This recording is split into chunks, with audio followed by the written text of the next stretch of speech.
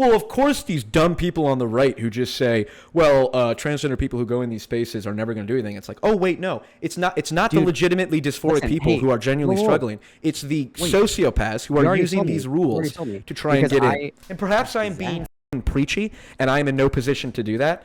But again, you know, it's like, it's one thing for me to sit on my ass on a political debate channel and have fun here while there are kids actually getting fucked over, and while there are far-right extremists who are gaining power because people like you make the arguments that you do, and most other people are too cowardly to speak up against it. So that's my problem. What kind of like evidence or like what kind of behaviors would you need to see from me in order to consider me like a valid trans person? You got a penis? But yeah, I'm cool to just go like right into the back and forth. I don't really have like a super prepared opening statement or anything like that. All right, so yeah, Paul, if you want to get going, then you guys can just Okay. This is the second time I've debated on this issue. The reason that I think this issue is important is because the whole gender ideology, the whole gender wars, whatever you want to call it, is basically like the forefront or the front lines of the culture wars. And I think the culture wars, even if you think that the issues are not as relevant as like economic issues, most people who are not political, and even people who are political, vote based on culture war issues. And so in just that sense, it's relevant. But I think it's relevant from a deeper perspective, because I do think that the inconsistencies in, you know, the whatever, I don't know what the term you want to call it is. We'll call it the gender ideology, the transgender ideology, even though I think that's too broad. The inconsistencies in that ideology are the most obvious, I think, of the inconsistencies that permeate the left as a whole. And I think it has its roots in what's called postmodernism. And I think that is a cancer, an ideological cancer equivalent or worse than white supremacy or whatever else, or communism, or whatever ideology you want to compare it to. I think there are valid points. I think there are definitely, one of the most important reasons this issue is important to talk about is that I do believe, contrary to a lot of people, that there actually are legitimate gender dysphoric people. I've watched interviews with them. I've spoken to them. And I think the biggest barrier to their acceptance in society is their association with a lot of the weird gender ideology having to do with children, primarily. And, you know, from at the most general view, there is a weird, disturbing trend on the left in particular, where progressive language, legitimately progressive language and legitimate progressive arguments are being hijacked by a small and growing faction on the left, and they use that language to justify extremely creepy shit, having to do with gender surgery, having to do with like kink at pride, and I think it's important to talk about these and address these, because I am not interested in having legitimately gender dysphoric people who just want to live their life and not make their trans part of their identity any more relevant than my cisness is part of my identity. I don't want them to be lumped in with people who rationalize cutting off the breasts of 13-year-olds and justifying why kids should be exposed to sexual fetishism at a gay pride parade. So that's why I think this issue is important. And hopefully we can make some progress. All right, so we can just open it up. So yeah, I wrote down a few things that you said, but I'm kind of interested like first in like addressing, because you're kind of like going hard line on the distinction between like, I know that you used the term before, like the idea of like true transsexuals and then like other people that like maybe like aren't dysphoric or people that you personally wouldn't categorize as trans. So I kind of wanted to like tackle that, because it seems like you put a lot of like weight in the validity of like trans people based on diagnosis. So could you kind of like run that down for me, what your thoughts are on that? Just so I just don't like mischaracterize. No, that's fair. I think that, like I said, there are people who are genuinely gender dysphoric. Like we know that kids, like people who experience gender dysphoria when they're like 4 or 5 years old, and then it persists past puberty. Those people very likely benefit from gender reassignment surgery and all that stuff, and that should be available to them. I do not think that a 13-year-old who goes into a clinic and says, I believe I am transgender, should automatically be affirmed, which is what the current affirmative care model does. I think that even if some percentage of those kids were legitimate in their diagnosis, a much greater percentage of those kids most likely aren't, and performing surgery on them or giving them irreversible medicine is unbelievably dangerous. And so that's one distinction and the relevance of it. Sure. So I think that there's like two separate conversations that we can have. We can talk about like youth and adolescence, and we can talk about, or excuse me, we can talk about like children, then we can talk about adults and adolescents. But specifically on the point, you talked a little bit about affirmation-only care. Could you explain to me what you think affirmation-only care is? Yeah, affirmative care model is if a patient believes that they are gender dysphoric, then I believe, I don't know if it's the national standards or if it's the World Health Trans Organization or whoever sets the guidelines, says that it is unethical to try and convince the kids that they're not gender dysphoric, because that's a form of conversion therapy. So if an 8-year-old kid comes in and says, an 8-year-old boy comes in and says, I feel like a girl and I'm gender dysphoric, if the therapist says, well, hold on, this might be a different issue, you might not actually be a girl, this might just be some other thing, that is considered conversion therapy, and that is unethical by the standards of the World Health Organization. The first thing that I'm going to do is I'm going to drop this study in the chat for you. So if you go to page 33 on the study, this is you want to share it? You want to pull it up on the screen? Yeah.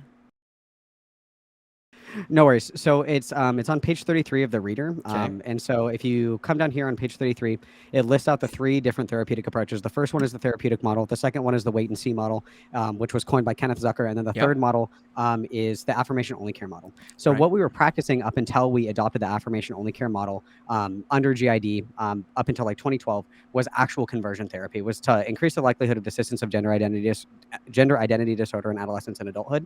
If we go down to the affirmation only when you care say that's model, actual, I think that's a good thing. That's a reasonable thing to do.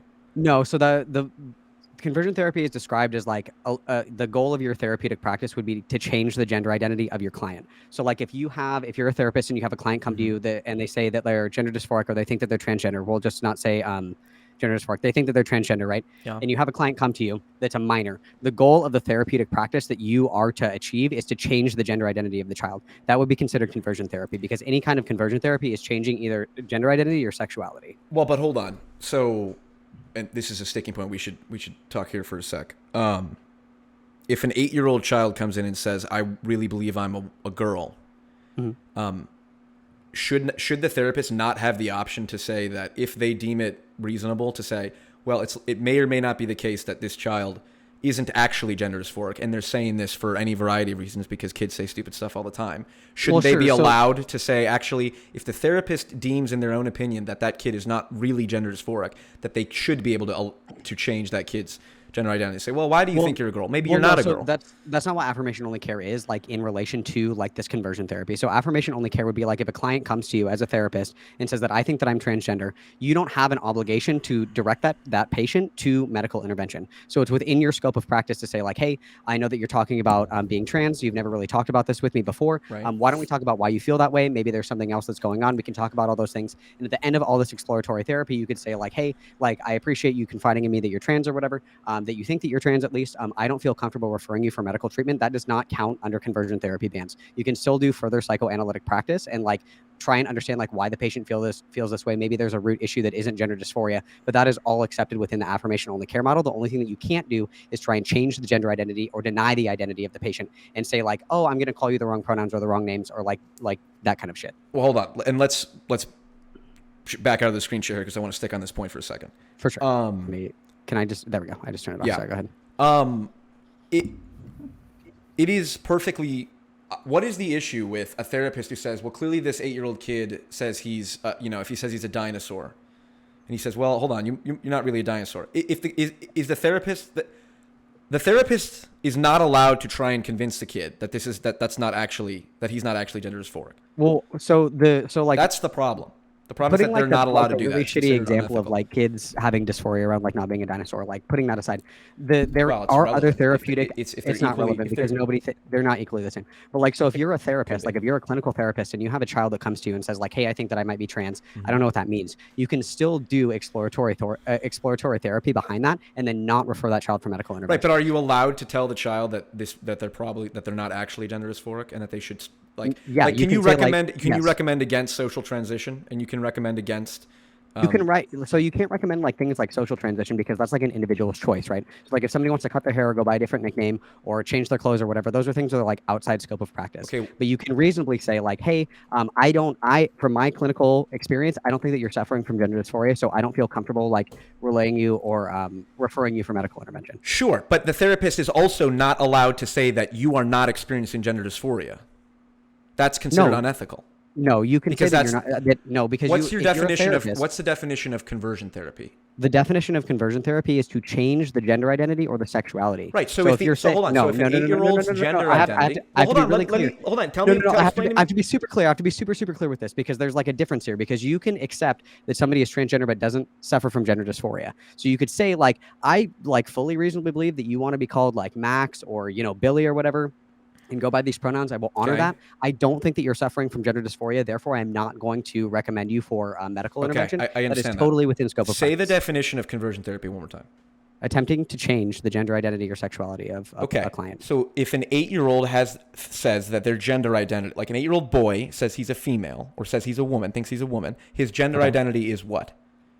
His gender identity would be like a trans, or would be considered like a woman. So you so can't try and change that. Right. So if the therapist said, okay, hey, this 8-year-old boy has come in saying he's a woman, and I don't think this is the case. I think he learned this on the internet in the same way that an 8-year-old kid might say they're a dinosaur, or they learn this, because kids say stupid stuff all the time.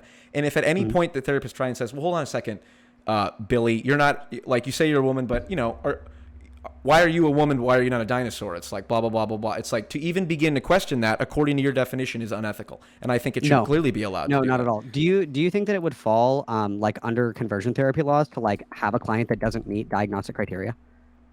No, that's not what I'm talking about. Well, that's what we're talking about though, because we're talking about. It is what we're talking about. I'm saying if a therapist tells an 8-year-old child, Billy thinks that he is a woman, and the therapist goes, this child is saying that because for any number of reasons that a child might say that, one of which could be that their gender identity is legitimately woman, but 95% of the time it could be that they're just saying it because they don't know what they're talking about, right? That's certainly a possibility. So for the therapist to say, hey, Billy, I know you say you're a woman, but you're not actually a woman any more so than you're a dinosaur. That would be, under your definition, changing the gender identity of the child and would be listed as conversion therapy. No. How is it not? How is telling a child that they're not a woman not explicitly changing or challenging their gender identity?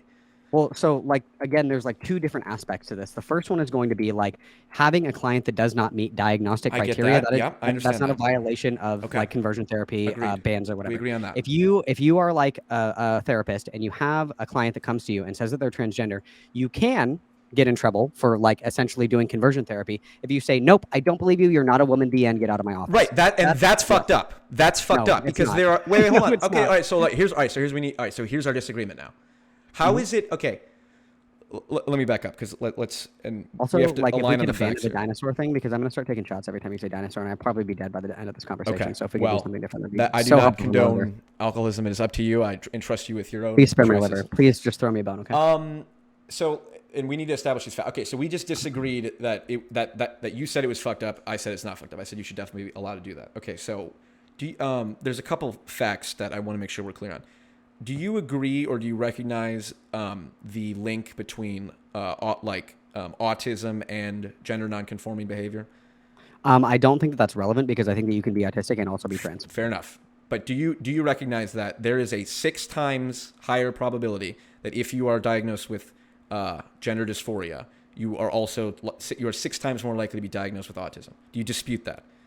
Will you drop it in the chat? I'm not gonna like read through everything right now, but just so I can look at it, Sure. I'll grant you that for now. Sure. So this is from spectrumnews.org. I believe this is something related to do.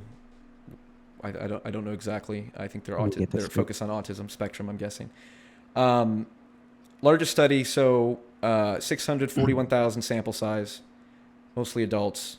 The data is that gender diverse people who self-identify as gender diverse are 6 times more likely to be diagnosed with autism, and they're also 6 times more likely to. Does it say in there what like the definition of gender diverse is, like on the sampling? Do they say like what the definition of gender diverse is in there? let's see, researchers who use gender diverse Oh, as okay. an umbrella term whose gender ideas such as transgender, non-binary, or gender queer differ from the sex assigned at birth. Okay. So can Okay, can cool, we yeah. agree that there's a strong link between autism and gender dysphoria? Sure. Okay, so that's important because we just disagreed on whether or not it's appropriate to tell a child if they're not actually. I said dinosaur.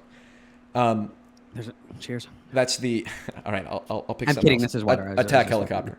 God, another one. If there is a child, see, this is what I think, and this is according to like Ken Zucker, who talked about this in interviews. A common instance or a common example of what's happening is an autistic child will come in, and they will be depressed for a variety of reasons. Autistic people have a harder time making friends. They have a harder time fitting in. There's all kinds of things that go along with being autistic, and they will self-diagnose themselves as gender dysphoric and say, the reason that I have these problems is not because I'm autistic, because they don't know they're autistic, but because I'm gender dysphoric. And autistic kids and people who identify as gender nonconforming are 6 times more likely to be autistic.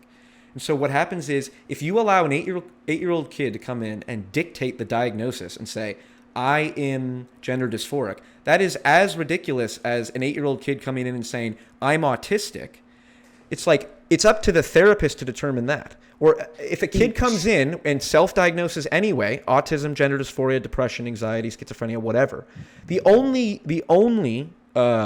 mental illness that we require the therapist to affirm is gender dysphoria. And that is screwed up for obvious reasons because the kid probably isn't actually gender dysphoric. Well, so again, like I feel so there's 2 things. The first thing that I would say is so like the example of autism, I think is unrelated because I think that like people who are autistic can also be trans, right? Like I don't think the two are Right, but mutually it's exclusive 6 categories. times more likely to be the case, and that's Sure, I mean, that's not insignificant. If you already have like a what's the word I'm looking for? Not a mental disorder. What's the fucking word I'm looking for? Like, say you have depression, you're like 6 Yeah. times more likely to have like a comorbidity of another diagnosis. That doesn't mean that you're not depressed, right? I don't necessarily know that. I don't know what the stats are around depression. I don't know what depression. Yeah, and so like if autism you have is. like one mental illness, usually the comorbidities for like a secondary mental illness are like extremely high, but that doesn't mean that Sure. they're not. Well, They're if not okay, suffering but if from that's the autism, right? case, okay, I accept that. That doesn't challenge it. That doesn't change anything I'm saying. I'm just saying like the relevancy of it is like kind of null because like you can Well, hold have on, like this differential diagnosis where you can suffer from autism but also be transgender, right? Right, but those two, I know, but those two are strongly linked, and the symptoms, like feeling depressed and like feeling excluded, like a lot of transgender people report saying, I feel excluded, I feel left out, I feel like discriminated against, so to speak. Autistic Sure, but if people we're feel talking that way. diagnostically, the diagnostically, there's no way that you could accidentally like diagnose somebody with gender dysphoria when they have autism. Like the criteria, like Yes, the we do diagnostic it all the criteria. time. Every person. No, we yes. don't. No, we don't. What do you wait? Hold on, wait. Repeat that. There's no way you can diagnose. So like if some so like you're saying that like the common symptoms, like the commonalities between like gender dysphoria and or autism are like being depressed, having a hard time making friends, like having a hard time like Those feeling are some of the included in a group. commonalities. Yes. Sure, those are commonalities. Neither of those are like even mentioned in the diagnostic criteria either for gender dysphoria or for autism. Okay. So like a therapist that has somebody that comes to them who like is like so say that there is this hypothetical person that is autistic and maybe is somehow confusing that for gender identity. Yeah. If they need to meet the diagnostic criteria for gender dysphoria in order to access medical treatment, then like the therapist just like being depressed and not having friends isn't a criteria for gender Sure, dysphoria. but an autistic kid can convince themselves that they're gender dysphoric, and once they've convinced themselves, it's very easy to go to a doctor and say, can't you look up the DSM diagnostic conditions for gender dysphoria? So what prevents an autistic kid from doing that and then going to the doctor and saying that? What prevents an autistic kid from like self-diagnosing themselves with like schizophrenia and convincing a therapist that they have schizophrenia?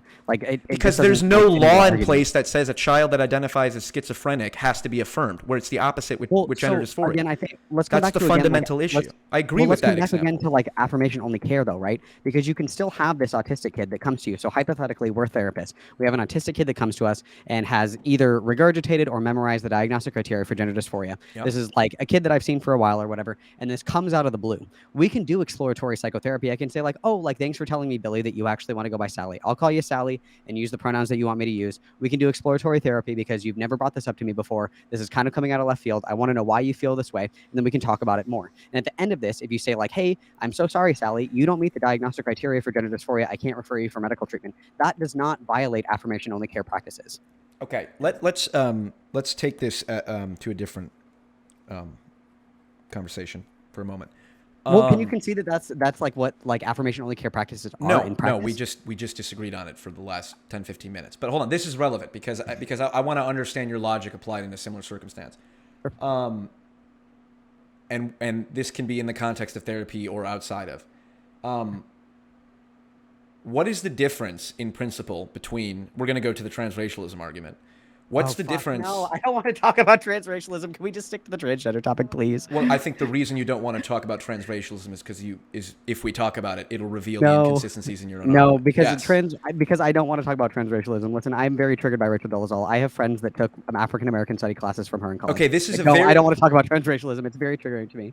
Please respect my triggers. I don't know. Are you joking or I'm not? I can't tell. I'm being dead fucking serious. I know people that took classes from her. I don't fuck with the transracialism argument because she's an idiot. So let's just skip the transracialism thing. Okay, all right. Hold on. Okay, we can do that, but I just want to say this. My entire belief and a huge part of the evidence that I have that the transgender ideology is backwards is that people who believe in the ideology are not even willing to engage in the single most obvious argument against it. If you just say, I just don't want to talk about it, that's an indication to me that you have utterly conceded that you can't even begin to defend your ideology. Because the moment we talk about transracialism... It's a weird pivot that people always try to drag gender conversations into. Gender and race are like two totally separate categories. They're not comparable at all. No. So I just don't... Okay, here, you don't have to respond to this. Then let me make my point to the people watching. You don't have to respond to this. If the argument is, well, an 8-year-old comes in and they identify as a different gender, well, we should tell them that we should address them in the pronouns that they want to because they identify as that. Well, or because that might help them mentally or whatever. It's like who is the guy that got the surgery to look Korean? It's like Oliver North or Oliver. Ollie something. Yeah, there was some guy who clearly felt so dysphoric in his own body that he got surgery to. Can't be dysphoric about race. He got legitimate surgery to turn into a different race. So what I don't understand is if the argument is, well, these people like transgender people feel so dysphoric that they will literally get surgery, which is a respectable, fair enough. If you want to get surgery, I think that proves your dysphoria, which is in part why transmedicalism, I don't have a problem being called that because it's the most logical argument. But if you want to get surgery to be a different race, or if you want to identify as a different race, like Rachel Dolezal, the same arguments that you would make and say, well, a child identifying as a different gender, agreeing to them and confirming what their belief is, it helps their mental health. You can make the exact same argument for transracialism. And you know that, and that's why you don't want to address it. No, it's because race and gender are two different categories entirely. Okay, men and women are two different categories, but you don't have a problem crossing them over. That doesn't because we interact with gender in different ways than we interact with race. They're two separate categories. They're two different things. But the point I'm making is the same. The analogy stands. No, it's not. It's because you can't be dysphoric about your race. You don't have an internal sense of race. Why? You have an internal sense of self or gender. Okay. Why is it important to validate the identities of if you want to show me research about transracial people literally unaliving themselves or suffering severe mental and physiological responses for not being affirmed as a different race, then we can have this conversation. But we don't interact with race in the same way that we interact with gender, and it's not mutable in the same way that gender is. So they're not apt comparisons, and it's just a dumb fucking derail conversation that people usually try to do logical consistency with. But they're two separate categorizations that we interact with differently. Right. So race is more of a social construct than gender. So it's actually the transracialism argument is more valid for transracialism. So I agree they're different in that sense. But wait, hold on. What is the purpose? Why do you think it is important to validate the identity of someone who is transgender? Why do you do your YouTube channel? Why do you do all this? There's a plethora of different reasons. One of them can be just respecting individual choice of identity. Others can be decreasing rates of truly dysphoric people, their suicidal ideation. Respecting people's identity.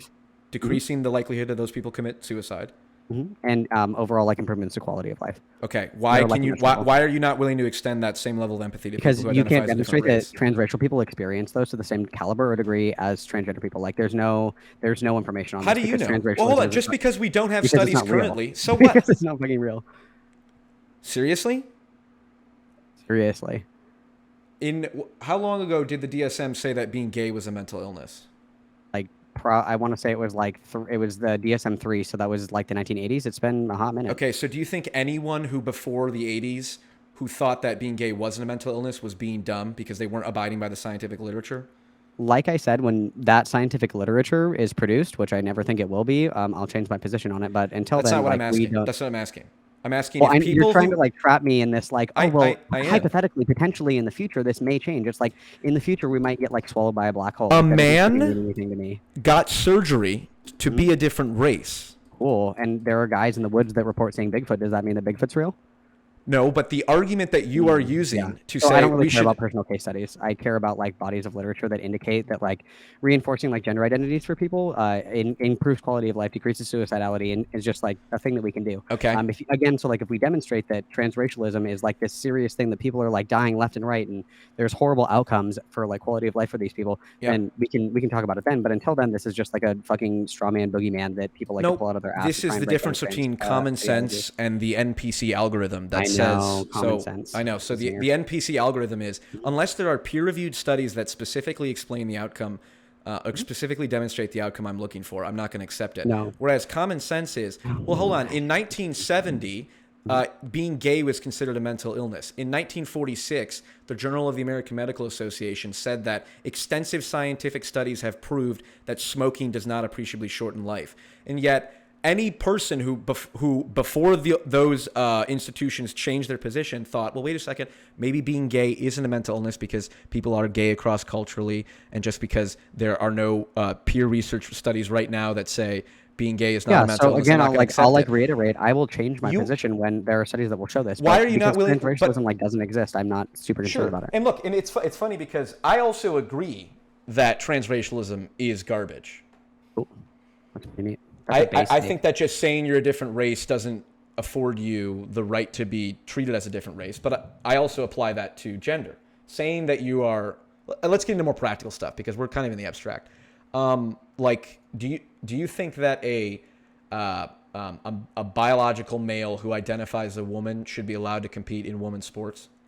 I think that a biological male should be allowed to compete in women's sports if they meet like the requirements for like whatever institution they're participating in. So like in the Olympics, it's you have to be on hormones for 2 years. I think for I'm pretty sure that a lot of it depends on where they're competing. Sure. But as long as they honor like the requirements for that institution, I think it's fine. Right. That's a transmedicalist position because you're saying that the segregation between men and transmedicalism is the idea that you have to suffer from gender dysphoria to be trans. That's what transmedicalism. Well, but you're okay. Well, I don't know. That's not. I'm broadening it a bit because what you're doing, and I agree with, is you're saying there is obviously a distinction between men and women's sports, and simply identifying as a man or a woman doesn't give you the right to compete in those sports because you're sure.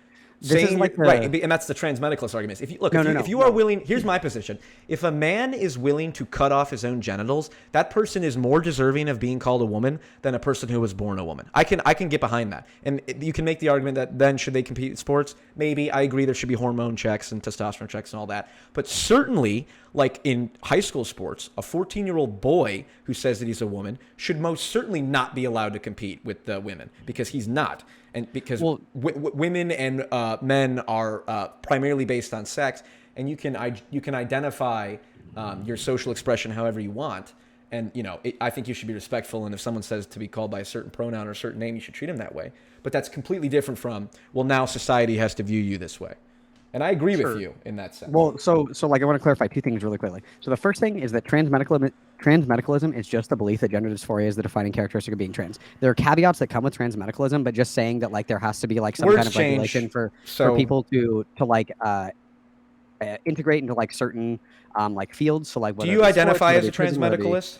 No. I would prefer you do not identify the ideology that I identify with. I identify as a transmedicalist. First of all, and I'm telling you what transmedicalism is. Those are our words. Okay, so first of all, those aren't words for you. Second of all, whoa, transmedicalism you is don't the know belief how I that gender identify.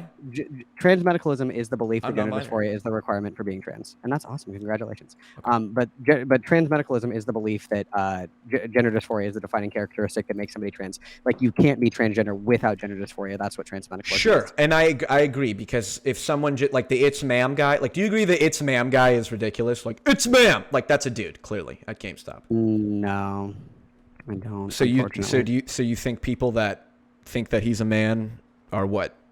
bigoted or I would say ignorant? they're kind of assholes, yeah. Because there's Okay. like a distinction between like That's a lot being of people. transgender and suffering from gender dysphoria, and then within that there's like 7 different layers of caveats, right? So like the GameStop lady in particular, the interaction that was there was like obviously like she got baited really fucking hard into like being like called sir like over and over again, blew up, whatever. Probably not the best like Mhm. way to conduct yourself publicly. I agree. But within that, like within the caveat of that as well, it is like relatively difficult for a lot of people that are either like low income or don't have access to like surgeries and shit like that to like pass as like a woman, right? So like Janae actually is like what we would consider to be like a true transsexual because she pursues medical intervention. She's getting bottom surgery. She's on hormones, like all these things. She just has like a super Sure. fucking deep voice and got pissed at like a pretty shitty interaction. Like I don't agree with that reaction per se, but I can understand like why she would react that way, right? Okay. Again, I guess I'm confused. Like the same intuition that you have to say Rachel Dolezal is an idiot and is just identifying for the sake of whatever is exactly the same intuition people use when they say a fully grown dude says he's a man. How about the Wii Spa thing? What do you think of the Wii Spa thing? Do you think that was sickening and wrong for a man with a penis to go into a woman's locker room with children there? I think that if you're somebody who lives in an equal like protection state and you go somewhere where there's going to be naked people, you should probably expect to see like naked trans people because that's been like California state law for like 10 years. If you don't want to see So naked you people, don't don't go have it. somewhere You where there's, like, a don't. bathhouse or like a spa or anything. You don't. You're not off put, or you don't think there was any problem with the fact that, and I believe that man was charged. Am I correct? I believe the Wii Spa guy was charged for sexual assault of some kind previously or something. A I have no man idea. with a penis walked into a Korean spa, the woman's locker room, and there were young women, or there were girls, young girls in the locker room with their parents who saw his penis. That to me is disgusting. And again, the reason I think it is important to call it out as disgusting and a disturbing trend on the left is because I do not want genuinely gender dysphoric people who are adults who are just trying to live their lives to be lumped in with those people. Sure. I mean, I don't know like the specific instances of the Wii Spa example, but like the fact that like people in a state where there has been like equal access of opportunity for transgender people for well over a decade, if you're going somewhere where there's going to be naked people, like you might see a trans person. If you don't want to see naked people, like don't use like a gym locker room or don't use like a public changing room Should or there whatever. be should cis women's spaces not allowed to be a thing? What do you mean? Like if a gym wants to have a cis female locker room only, is that appropriate? I don't really know. I think that like the way Okay. that I would, so That's like from my perspective, I would conduct myself in the way where like if I'm going somewhere like a gym or we'll say like a spa even or a locker room, what have you, if I'm uncomfortable with like seeing naked people of like whatever like, color of the rainbow, whatever the fuck you want to call it, I just would just like not go in there. I would change in like a bathroom. I would change in like a family restroom. Like if that's something that you're uncomfortable seeing, like don't go to a changing room. Like even Okay. in the men's locker room, I'm sure that you can attest that like locker room Yeah, etiquette is pretty fucking- abhorrent, right? Like there's Yes, old men naked drying their old men. balls I and was just shit. gonna say, I agree Yep. with you. Naked old men Yeah. are an unsightly Yeah, if you scene. don't want to see that shit, then don't use like But a public wh- facility but like if that it- because there are people that have poor locker room etiquette and they just have like they're air drying their Sure. balls. I with mean, the in fucking an hand ideal dryers or whatever, world, right? buildings would be big enough where every single person would be a private bathroom, but that's not feasible. Totally agree. So one thing we can say is that, for example, if a gym who has a locker room where, let's say, parents and children, like moms and their daughters, are in that locker room, it should be reasonable to say that no matter, look, we respect your identity, but if you have a penis, you are not allowed in this locker room. Well, yeah, for sure, but that's what like family changing rooms are for, right? Like that's what they exist for. Like I'm pretty Okay, sure that, so like, every like kind of commercial gym will right. have like a family changing room, right? Sure, and I agree that that's a good thing. And you agree that a trans person should not be allowed in that. Well, family changing rooms, to my understanding, I don't know what they're like where you are like single stall, right? So it's like a bathroom, a shower, a sink, and then it's just like a room that locks. So it's not like a locker room for where like families will congregate or whatever. It's like it's essentially like a single stall space, right? Right. Yeah. So I mean, But I in think the event anybody that could that use is not right? feasible, let's say because there's a lot of poor small businesses that don't make enough money to have that much room, and they can only afford the traditional male-female locker room, which is most establishments when some of them have bathrooms.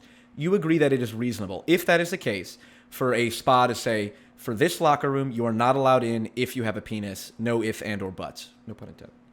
Well, so I think part of the issue with this though is like how is that enforceable, right? Like unless we're doing like genital checks at the door. I'm not super familiar with like How the is it specifically. enforceable? The same way that You make people like drop trowel before they go into the changing room? no, but if someone with a penis enters a female changing room, that's a crime. That's how you make it enforceable.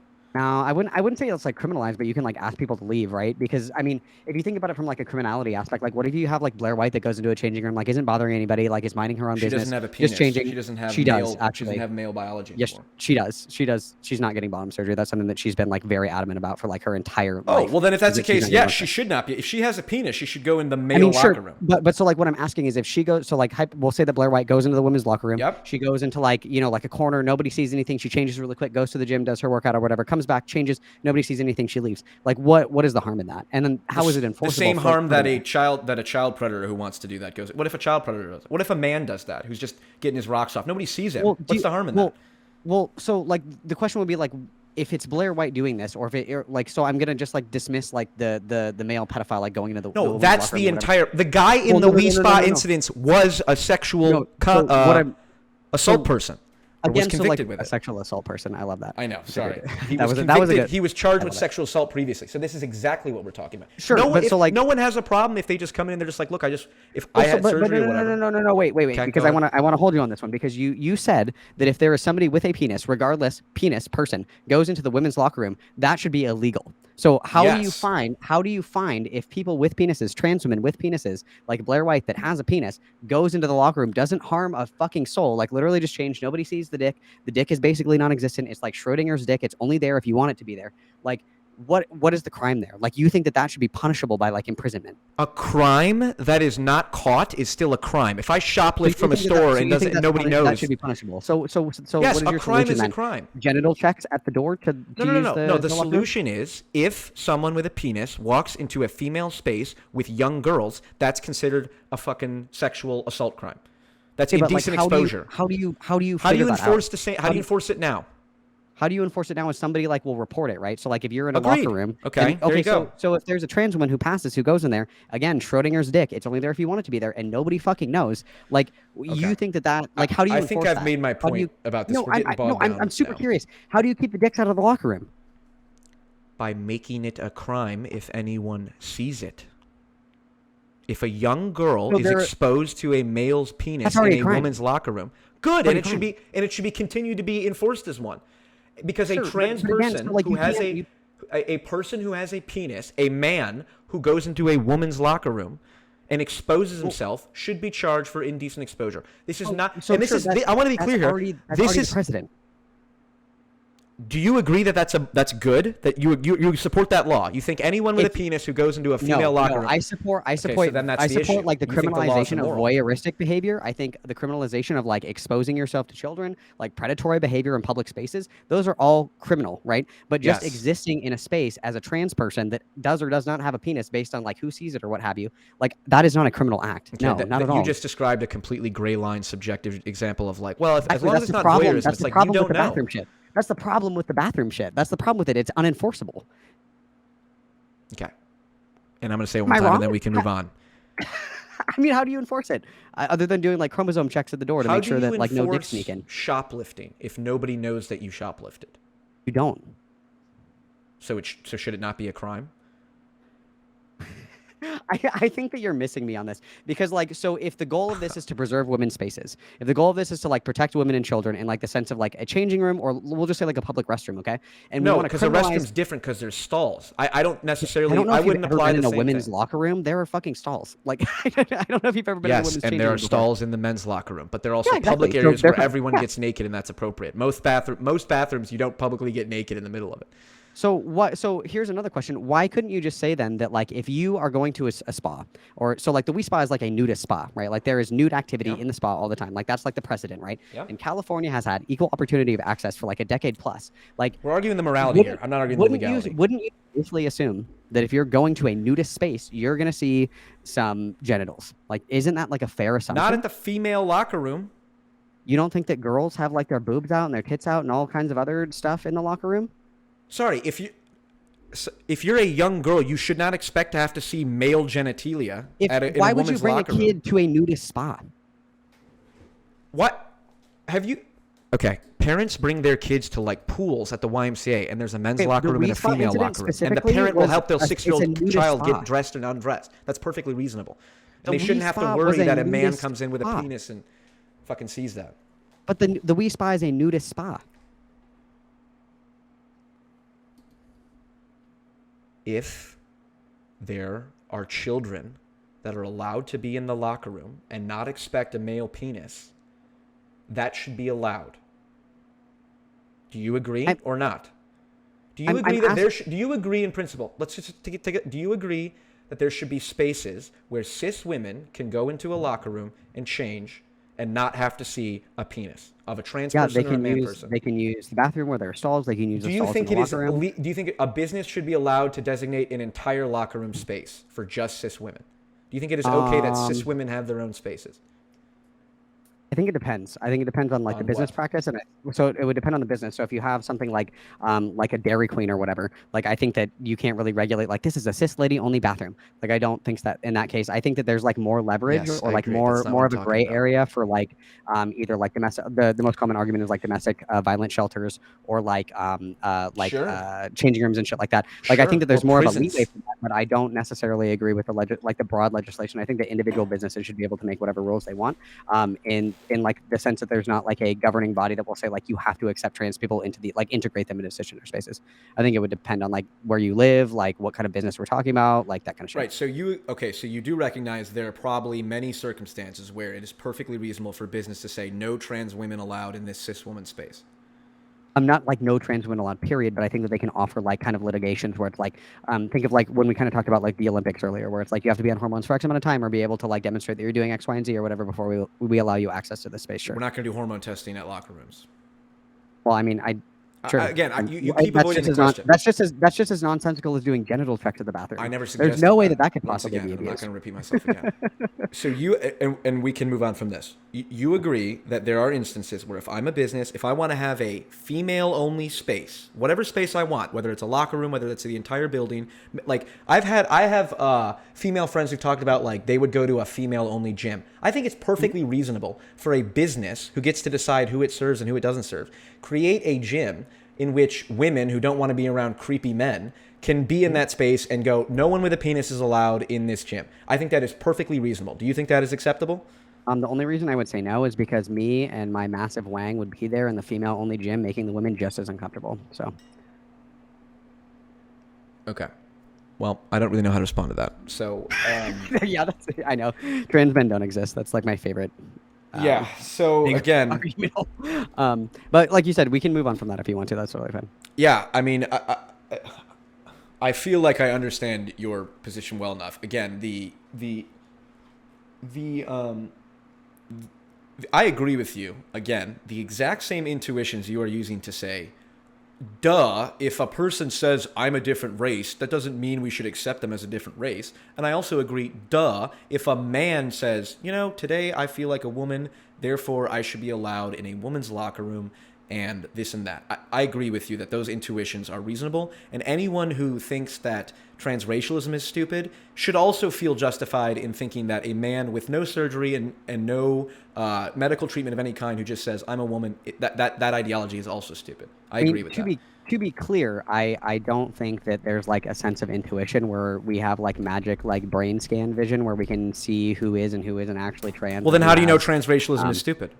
If someone legitimately feels, I don't want to keep going back to transracialism. I know your avoidance is an indication of your agreement. No, it's just because it's like a stupid way to like drag us off the topic of like gender, because gender and race are two totally different like constructs that we interact with. Men and women are two different totally constructs again. So I agree there.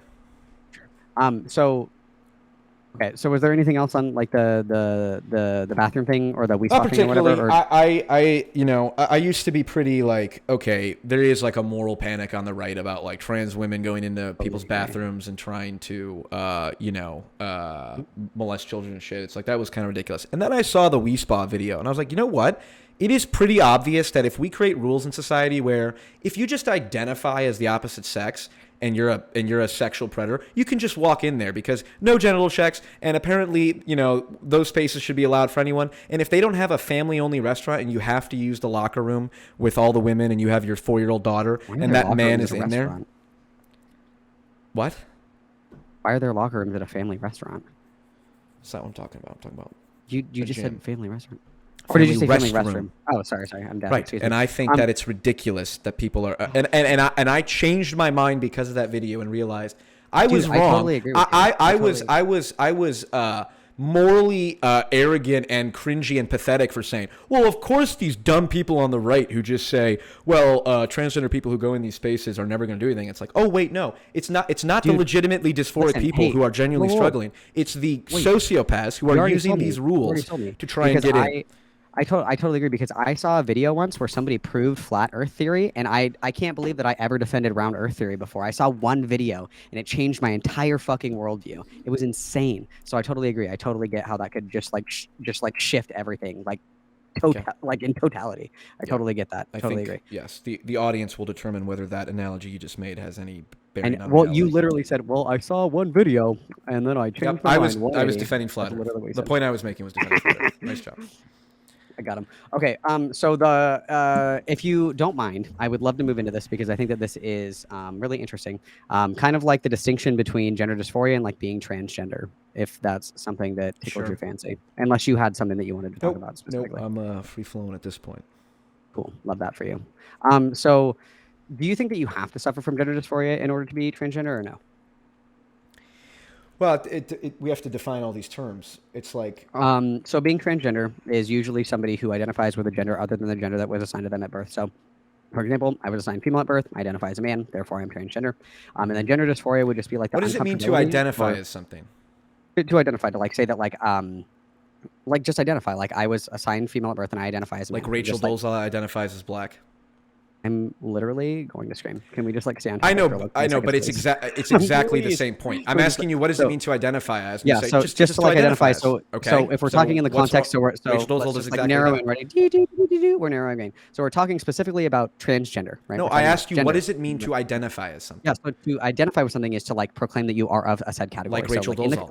so again, like ready, back up. We're looking specifically at the category of gender and in the context of being transgender. So No, we're in the not. context, yes, that's I exactly what we're asked talking you, about what right does it mean to identify as something? now. And I just told you, but we're talking in the context of being transgender. That's what we're talking. Well, you're putting in the that context of being arbitrary transgender. restriction on it so that you can We're avoid talking about if revealing your transgender people logical have to suffer from gender inconsistencies. dysphoria. That has nothing to do with race. Can we just like stay on one topic? It please? has, Please, again, God. no, okay, and I'll say this one What's more your cash time. app? I'll send you $5 right now. Can we just stay on the gender topic? The reason that I keep bringing that up, I know you don't want to bring it up, but the reason I keep bringing that up is because the exact same logic that is No, I'm being asking used to you a very justify specific question. this asking you transgender ideology is the same one that you would use to No, justify I'm asking you transracialism. like a very specific. We're talking like specifically about transmedicalism. Do transgender people have to suffer from gender dysphoria in order to be trans? I'm defining for you gender dysphoria and what it means to be transgender. So, Okay. so do you think that you have to suffer from gender dysphoria, the uncomfortability that can occur when somebody has an incongruence between their assigned and experienced gender? Do you think that you have to suffer from gender dysphoria in order to be a transgender person? Sure. The people that I would regard as like valid transgender people, like people who I'm like, okay, I'm gonna go out of my way to make sure I call you by the pronouns and that you chose and respect you for all that, are people who have had gender dysphoria since childhood. It persisted through adulthood, and then they've decided to take on whatever medical treatment they need, whether that's surgery or hormone therapy or whatever.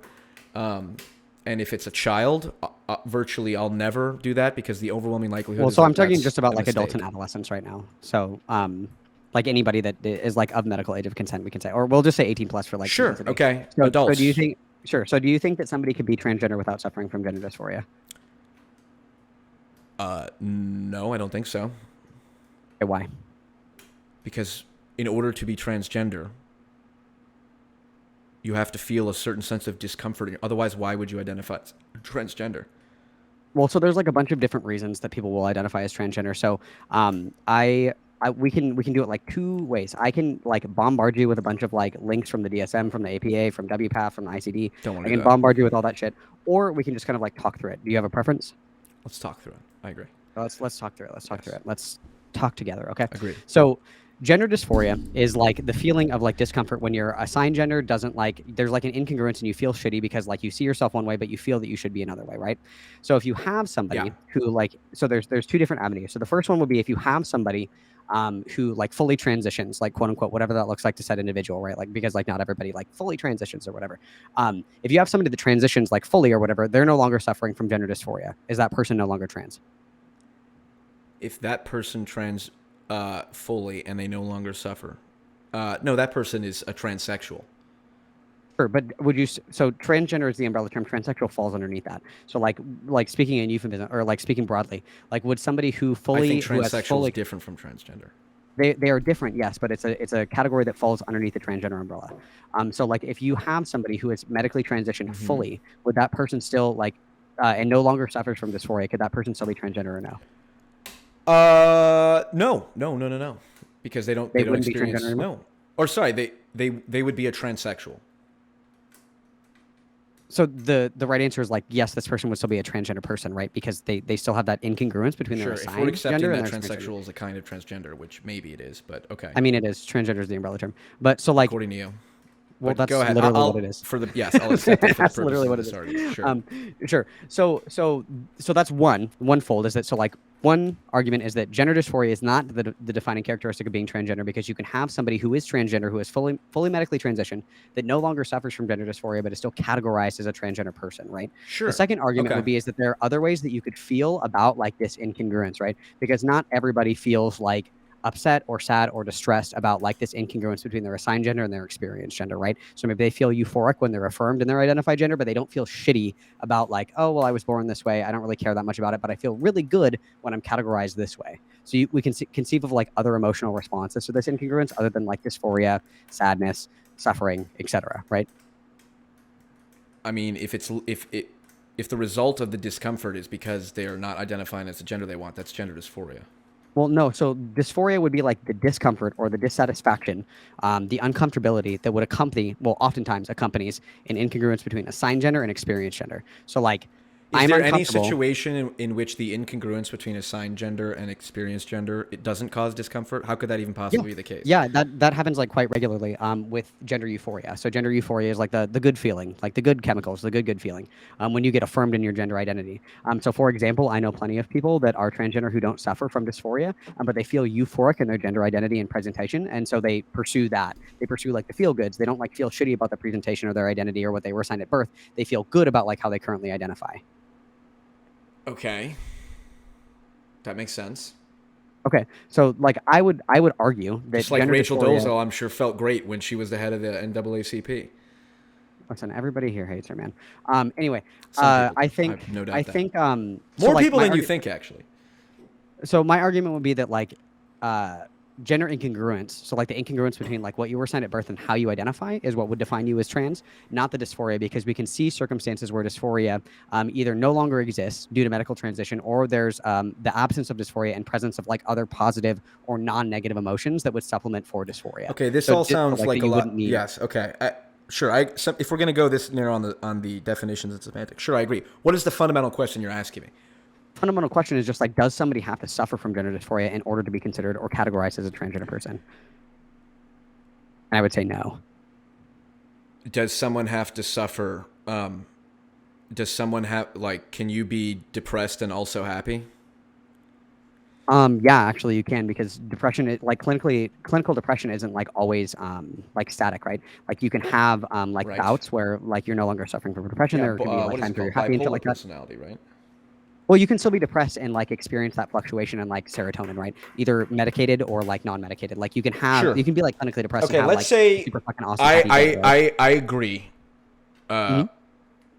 You don't. What did you say? You don't have to have gender dysphoria necessarily in all cases to be considered a valid transgender person or something like that. Not valid trans person, but just like to be transgender. That's the same thing for me.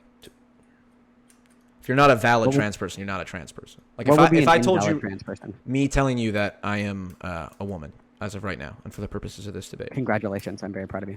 Right, What would but, be like? right, but you, that would right be there, like you your said that example. as a joke, and you and I both knew that was a joke because you and I both knew I was joking. Well, no, because there's like, I mean, that's obviously where you're going to take it. So like, obviously, I know that you're Right, kidding, but because if you like came to me sincerely and you were like, hey, like, I want to I go by didn't- like these pronouns, sure, right, go ahead. but I That's specifically awesome. said it kind of flippantly, which is Yeah, an I know. right. So what does Yeah. it mean? So this is my original question. How is me telling you, like, as of right now, I identify as a woman? Mhm. Who are you to tell me, other than the fact that I just told you I'm joking? Hmm? Who are you to say that that's wrong? or that's I don't not think that's valid? wrong. I think that self ID is like the most useful way that we can categorize trans people. Like, what do you? So like Okay. These are the my arguments kind that of lead into question. transracialism. I hope you know that. Well, so like my counter question would be like, what would you need? So like pretend like I don't know, maybe you think that I'm an invalid trans person. That's fine. Like, I don't, what would I? by the way. Oh, thank And you. I appreciate that. yes, and unlike What a would I lot of need? people, I actually genuinely respect your identity, and I do worry about the fucking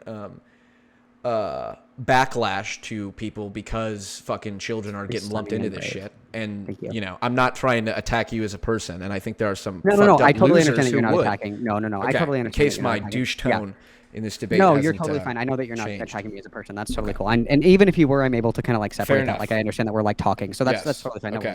worries. So like my question would be like, even if like, so let's just say like hypothetically, you don't know me and you don't know that like I'm a trans guy or whatever, and I'm telling you that I'm transgender. What kind of like evidence or like what kind of behaviors would you need to see from me in order to consider me like a valid trans person? You got a penis? Me? That's what I would. That would be the, as it relates to like going to a female prison or something. Oh no. Or a Like female so locker room? I'll use like a trans guy as an example, or we can Okay. take that kind of stuff out of it. So like let's just say that like you're at a cocktail party, like you're at a fancy. I hope we dinner clip and- that out of context. You got a penis? That would be good. Sorry, go ahead. I'm gonna make that one of my new alerts on Twitter. Good. Just so you know, That'll be solid. I'll write you a check like Thank every you. month. Appreciate it. Yeah. So like say that I'm a trans guy. So because normally like I know that like a lot of people will look at like quote unquote fake trans people and look to like assign female at birth people Right. who like, you know, usually have like pink hair, septum piercing, shit like that or whatever. Say somebody like that like comes up to you and they're like, oh, I'm a trans person. Like what kind of behavior, like what kind of like what would you need to see from that person to like say, oh, I think that you're a valid trans person? Like anybody that would be like any like quote unquote, I'll say like this with The heavy only air quotes, the only like reasonably a transgender, like what would you need to see for that person? the only to consider valid? relevance of whether or not of an identity is valid Mhm. is like, should they be allowed in the opposite sexes in spaces? Because other than that, it's whatever. You don't think that like people that haven't had access to medical transition yet like aren't quote unquote valid trans people? Or do you think that like the desire would constitute validity? I think like if I you think wanted this, to. Mhm. Again, my definition of that like valid. Look, the only relevance that someone's gender identity has, at the end of the day, any more so than their racial identity, any more so than anything else they would identify as, is as it relates to specific sex segregated institutions. I don't see how gender is relevant or sex is relevant in any other situation. So a valid trans person is someone who belongs in the locker room or the prison or the institution or the sports league that is different from the sex like that they were assigned at birth because they had the surgery or they had hormone treatment.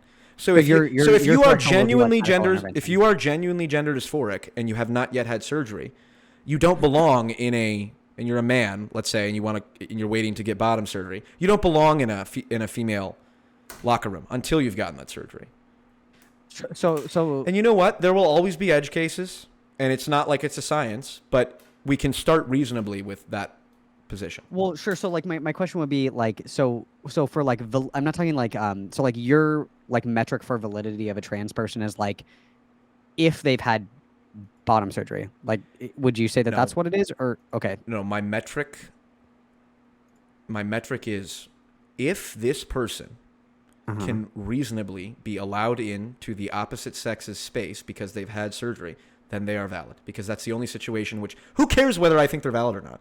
Other than the context of the law. I'm just curious, like where the line is for you, because like you could say that The like line is a trans guy man that with passes. a penis walking into a female locker room and exposing. So you just himself. don't care about trans guys that go into like female only spaces? What does that mean? What is So that? so like a trans guy that is biologically female that you know 6 foot tall, big burly, big beard, got a wang, got the whole fucking workup. Should he be allowed to access female only spaces because he's a biological female? No, because he doesn't have a penis. I think that you're confused. A trans guy is like a biological female who would get like surgery to get, like an addictomy, like they would get a dick, right? Like would that person be allowed in like a female only space because of the dick, or like does it go deeper than that? No. Because If you have a penis, you shouldn't be allowed in the female locker room. It's not that complicated. so what about a trans guy that hasn't gotten bottom surgery? Like say me, if I wanted to go to a female only space, would I be allowed? Do you think that that would be fair? Like I'm at the bar and I'm like, I got to go to the bathroom That's with a my good question. girlfriends. Do you think that's acceptable? Honestly, I don't know for certain, but I certainly think you are certainly you can certainly make the case that you said you haven't had bottom surgery. That's a secret. I'll never let you Okay, know. fair enough. But hypothetically, if someone who hasn't had bottom surgery but has a beard and all that and presents like a man, they have more of a case to be in a woman's locker room than a guy with a penis. Certainly, I agree. I agree Honestly, 100%. think so. Like if it was between, so like I assume think that you know who everyone Buck Angel is, right? I do. Yes. Like if you had to pick between Buck Angel and Blair White, somebody has to go to the ladies' bathroom at the bar. Somebody's got to go, or somebody's gonna die. You would choose Buck Angel to go to the ladies' bathroom and terrorize, like, and fucking emotionally scar all these little girls that are gonna see like a fucking 5'8" bald, like full passing man in the bathroom just because he hasn't had bottom surgery. Yeah. Yes, I think genitalia is much more. It's better to stop. Like a young girl is probably better able to handle like a muscular looking woman with even if they have some facial hair than someone with a penis. Is that what you think trans guys are? Just like muscular women with beards? That's what Buck Angel is. That was the example you used. Yeah. I don't think you know what Buck Angel looks like. Buck Angel is like a man's man. Like this is like Buff the guy with a beard. Yeah. Doesn't have a and penis. he's just a woman with a. You think that he would be totally kosher? Like everybody would be like, yeah, come on in, Buck. No, probably We're just not. like But powdering our again, noses. he doesn't have male genitalia and is not. What if he's wearing a strap on? Then we'd have a different problem.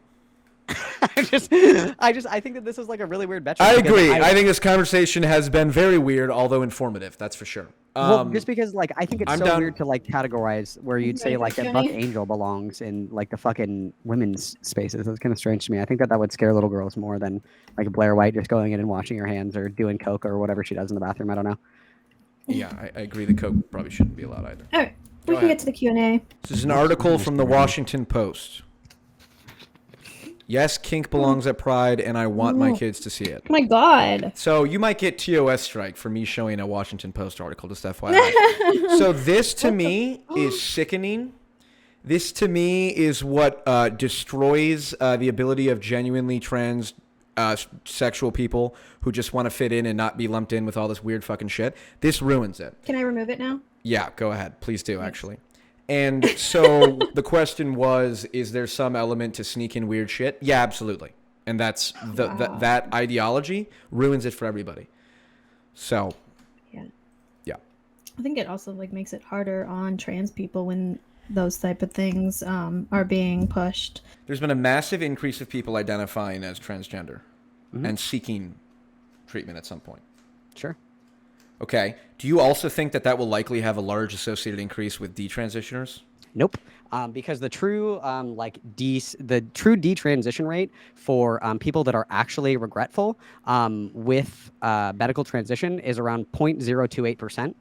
Overall, like detransition can be categorized as people just stop taking hormones for whatever like purpose. Fenway Health does a lot of really good research on this. The results for people who just like stop medically transitioning, they don't like reverse or express regret, is about 13%. How and the most long common reason in cited is between- for Let me ask you a question about the like, studies. pressure from How family. long in between whatever those studies are that you just cited? How long in between, or how long from the gender surgery to the point where they asked the people if it was successful? How long is that period? This one was over 10 years, and I And- can link that to you if you want it. How many for children? How many for children who for children, I don't None, know right? None? of any that are there. Well, so the only one that I have Yep. off the top of my head is the Davita Singh study that I sent to you earlier, which shows that desistance rates Yep. when we practice conversion therapy were incredibly high. Now the desistance rate is almost null. Like Hold it on. almost does We're not exist. talking about. I'm asking. Do you have a single study, a single long-term study on children who underwent any kind of who underwent surgical or hormone therapy?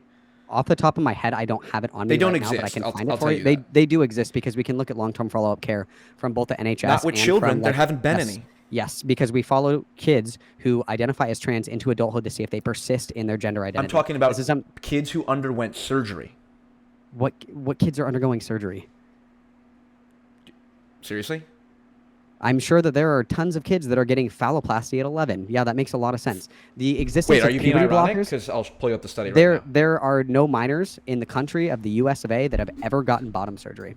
The only one that I can think of maybe that you could count is Jazz Jennings, and that's an How about, extraordinarily wait, do you rare case. disagree that there are 13-year-olds that are getting double mastectomies? First one, that's not sex reassignment surgery, and two, with the prevalence Getting- of puberty blockers, wait, you won't getting- have just so people minors getting understand, mastectomies. getting- you won't wait, a have thir- minors getting mastectomies if they go. But on you puberty agree that blockers. that's happening currently. I'm pretty sure the one that you're pulling out of your ass is like one case study that I don't give a fuck about because one kid got granted special permission to get a mastectomy. So you don't care that there are 13 or 14 or 15-year-old children? Is actually, No, I think the don't- sample size was because I don't 25. I don't believe in politicizing medical treatment between like a patient and a doctor. Oh, I wish it were that easy to say I don't believe in politicizing it, and that took Yeah, all I the don't. politicization I don't away. because I think that like what's best for the child is to be determined by like their care team and not boobs on like fucking CNN and MSNBC and Fox News and whatever. They're like, well, maybe the kids So might. you be are better in the future, okay you know, with like- the Journal of the American Medical Association publishing a study that says that Please send me the study. 13-year-olds, I'll share it right now, real quick. Brittany, this is important. So 2018, chest reconstruction on chest dysphoria. So this was a study that they performed double mastectomies on children. The age at surgery, 2 at 13, 4 at 14, Oh my god. 9 at horror. 15, 9 at 16, Cool. 8 at 17. Yeah. The if study that's- if concluded, that's what's determined to be what's best given for the these patient, go ahead. findings, professional surgical intervention positively affected both minors and young adults. And so this study concluded that cutting off the breasts of 13-year-olds was a positive thing and that it should possibly be recommended in the future. Cool. Yeah. If that's what the study finds, that's awesome. And here's the best part, because this is the most important part. This is the absolute best part. this is the absolute best part. Show it to me. This is the Let me length of feast my time from the eyes. follow-up. What So hang on, length can of we- time since surgery, in which they asked people whether or not it was successful. Mhm. Length of time since surgery. Most of them, almost all of them, were under 2 years. Cool. Yeah, that's usually about how long it takes to heal from top surgery. Yeah. Right, and then how long? Because does it, most of how the long does it, regret- do you know what the average length for a Excuse gender me. dysphoric person to find out that for a detransitioner to realize that it was a mistake? Because hold on, because what is happening? Just so everyone is aware to interpret what this means, they could cut off the breast of a 13-year-old. And then 2 years later, when they're 15, experiencing the gender euphoria from, for example, the testosterone supplements, the 15-year-old who have their breasts cut off and are supported by their friends and all that say, it worked out for me. And then the Journal of the American Medical Association concludes that it was a success. Meanwhile, there are people who get these surgeries, regret them sometimes as late as 5 to 10 years later. Yeah. And- So the and regret rate is 0.028%. so far, but This is like this. did is, you wait? no. Did you not just agree that recently there has been a significantly larger than average number of people being referred to and seeking treatment? And all of the studies indicate that these people will persist, especially minors, in their gender identity when they're affirmed in their gender identity. So I don't think that you're going to have this massive wave of regret. We don't- when the true wait, regret we don't rate is have- 0.028%. Based on bullshit studies that you It's not agreed. based on. It's not a that bullshit. you study. agreed. You agreed. Laugh. You agreed that there are no long-term studies that go past like 5 I years for literally children. just for children, sure, but like. Okay, you that's think it. What you just said, that's it. That is the so important. end-all, be-all. This is so important. This is so important. This is It's so important. fucked up. What? This no, is no, where no. we're at. I have one question. We I are have one question. No, no, no, defending I have a question. I have a question. fucking Can I ask chest you a surgery question? on children, Can and I it ask does you a piss me question? off. Can I ask you a question? What do transgender children turn into? Okay, so we can move on to the next question. I agree. Let's move on. It's deafening. Why do you believe actually being the wrong gender is the problem instead of thinking the fact you believe this in the first place is the real problem? Because we can look at like quality of life outcomes and like decrease suicidality and all of these other things that show that like the most effective treatment for gender dysphoria or for transgender people is to allow them to like live as the gender that they identify as. It's just the most effective form of treatment. So I'm sure that if this was not the most effective form of treatment, we would see like less trans people, like more quote unquote conversion therapy, things like that. We would see more of that, but it's just not as effective. Hypothetically, if a study came out tomorrow that said that all of that was true, hypothetically, because it could be in the realm of possibility, that transracial people who identify as whatever, a different race, get mental health benefits from that. If that study was conducted and it concluded that, would you then support transracialism? I already conceded that a lot earlier. I don't know if you were listening. So or not, but I Rachel did Dolezal concede would that be, what, a black woman? If we How could do you resolve demonstrate- that, hypothetically? If we could demonstrate that, like, sure, like, let people racially transition, I guess, if that's something that we actually are going to take seriously Okay, in society, sure. sure. Oh. See, this is exactly the problem.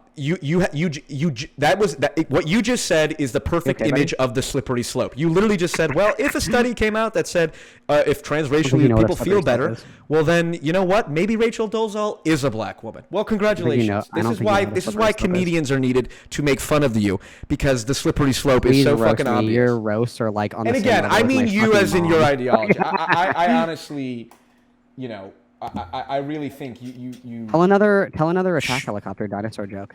Tell another one. you just unironically Please tell another suggested joke. that could be a real thing. So Please tell that's another fine. joke. The joke was made by you. But go ahead, next question. I think Malcolm gave the opening statement, right? So I go with the first closing statement. All right, go ahead. Yeah, again, I think this issue is important because a lot of everyday people who simply see like the Wii Spa video and go, that's fucked up. I am with whoever.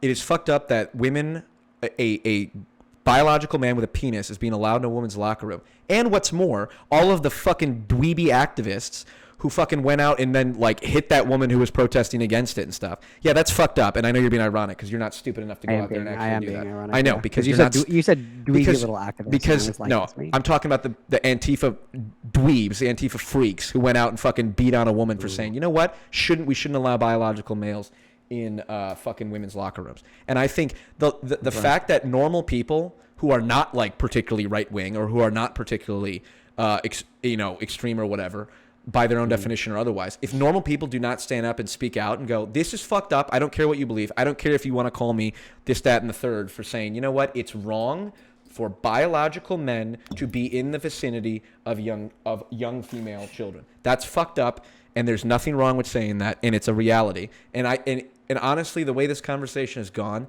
feels like most of your defense has been ironic. And if the literature came out tomorrow that transracialism was actually helpful, well, then you'd support it. It's like, okay, so there really is no logical consistency at all. It's just based on, well, this evidence supports me, and so I'll use it. And hey, listen, if you want to have a debate on transracialism, we totally can. We tried to, but we tried about. to, but you wanted to avoid it because you knew it was exactly what was the a topic? bomb, What was or the topic? it blows up your argument. What was the topic? It was trans, which is directly medicalism. related.